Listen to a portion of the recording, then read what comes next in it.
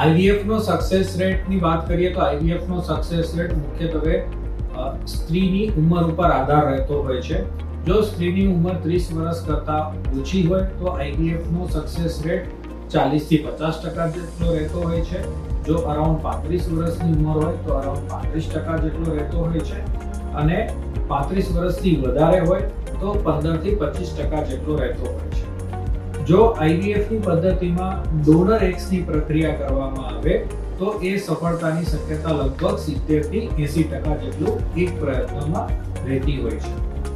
IVF નો success rate ઘણી રીતે major કરવામાં આવતો હોય છે. ઘણા બધા ક્લિનિકમાં એવું કહેવામાં આવતું હોય છે કે અમારો સક્સેસ રેટ આટલો છે, અમારો સક્સેસ રેટ આટલો છે.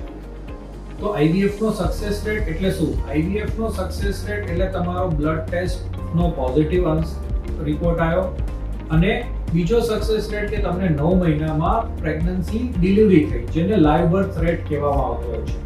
આઈવીએફ થી કોઈ પણ રીતે પ્રક્રિયા કરવામાં આવે તો સક્સેસ રેટ એટલે બીટા એચસીજી ટેસ્ટ પોઝિટિવ એ સ્ત્રીની ઉંમર ઉપર મુખ્યત્વે આધાર રાખતો હોય છે, પણ લાઈવ બર્થ રેટ મોટા ભાગના કેસીસમાં એ અરાઉન્ડ 40 થી 45% જેટલો રહેતો હોય છે.